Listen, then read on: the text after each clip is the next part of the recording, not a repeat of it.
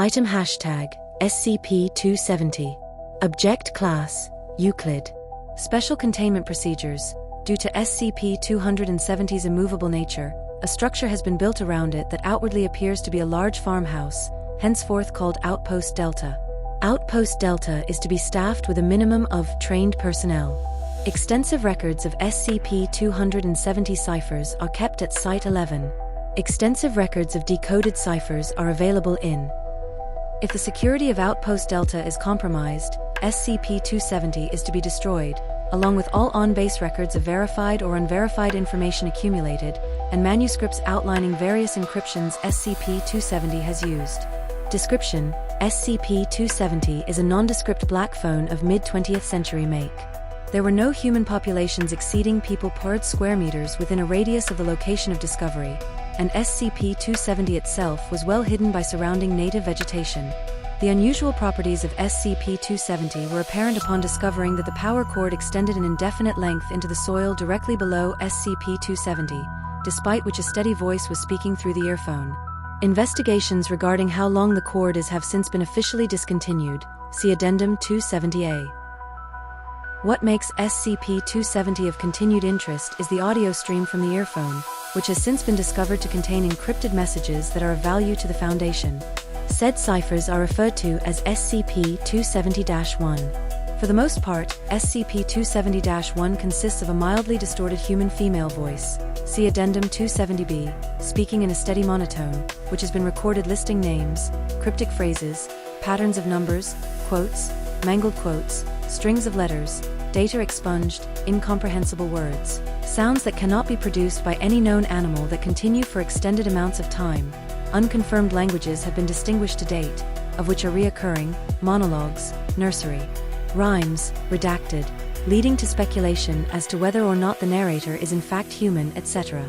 The following have also been recorded: melodies, periods of silence, see Addendum 270C, metallic scraping noises that have been looped and recalibrated so they play roughly in the same tune as several classical music tunes, and a handful of data expunged, Morse code, redacted, human screaming, various computer programming languages, every known language on Earth, including, in one incident, Pig Latin, data expunged, possibly of biological origin, condescending, laughter, music played backwards, music redacted, conversations that have evidently been recorded ranging from redacted, politically significant and extensively protected area to what was most likely an average household, discussing what grocery supplies to buy from the supermarket, static, ambient soundtracks, etc.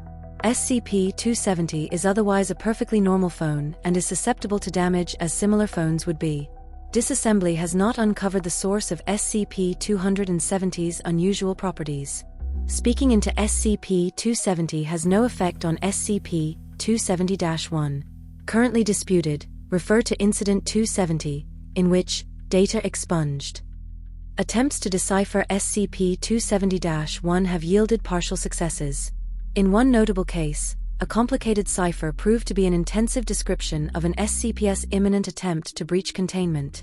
Evidence of such was found in the redacted of SCP's containment. Containment breach was accordingly prevented.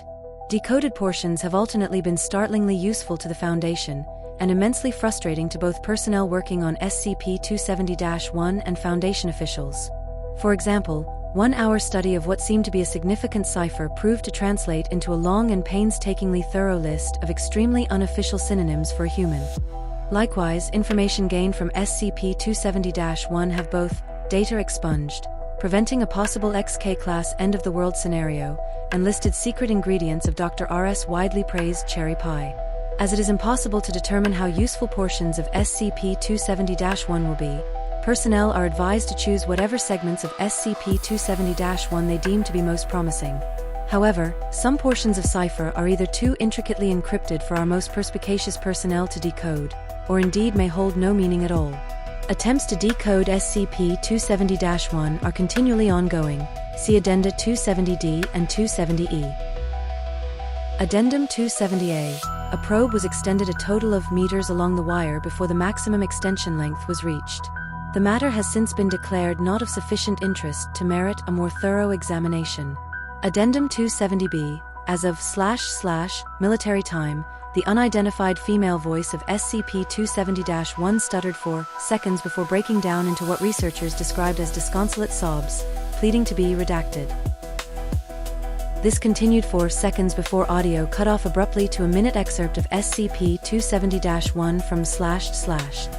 Immediately afterwards, SCP-270-1 proceeded as usual, the only noticeable difference being that the voice narrating SCP-270-1 was male. Addendum 270-C. Further examinations revealed that this was in fact not silence, but audio stimuli both too high or too low-pitched for human perception. Additional unidentified languages have been discovered upon supplying Outpost Delta with appropriate audio equipment. Addendum 270-D. As of late, SCP-270-1 has been becoming noticeably more difficult to decode. This includes utilizing more convoluted methods of encryption, loud background noises being added while the narrator is speaking, multiple voices speaking at once, and in one case, loud redacted, extremely personal details, redacted, Dr. A, who was visibly shaken by the event. Morale has since plummeted, while stress levels have skyrocketed. A computer program has been coded in order to automatically decode portions of SCP-270-1. A recreation wing has been added to Outpost Delta. Addendum 270-E, Data Processor 270-1 has been discontinued. All attempts to electronically resolve portions of SCP-270-1 have thus far failed. Level 5 security clearance required. As of late, concerns have risen regarding the psychological states of personnel working on SCP-270. What I'm talking about, of course, are the natural issues that arise when you have a situation like this. Namely, putting a bunch of highly intelligent, motivated, tenacious people together and ordering them to solve a puzzle that may or may not have a solution, and telling them that lives may depend upon their success or failure. Recently, by some superhuman effort, cracked minutes worth of cipher that had been discarded by communal agreement as a dud, and data expunged, resulting in the aversion of end-of-the-world scenario. This has not been beneficial for the mental states of many personnel, as every dud they discard may contain information regarding an equally disastrous event. Since then, there have been rapidly emerging paranoia and/or obsession-related disorders. Some personnel are beginning to insist that the most trivial details of the cipher contain important messages, others have not slept or eaten in days in their pursuits, and still others have suffered from psychotic breakdowns.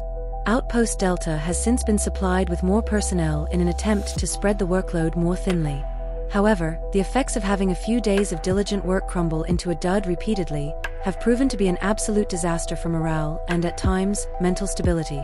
Currently, we only have enough staff to decode roughly % of the cipher. So far, reassigning personnel after a month's stay at Outpost Delta, applying Class A amnestics, and returning them to work on 270-1 at the end of a month period of low-pressure jobs has worked fairly well as a short-term solution.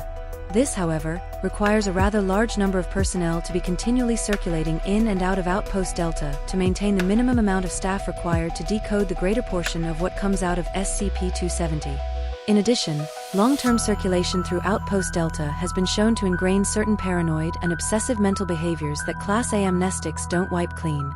Data expunged nature of SCP-270. This is exactly what it wants. If certain people are to be trusted, data expunged. Disconcerting to said O5 member. Redacted.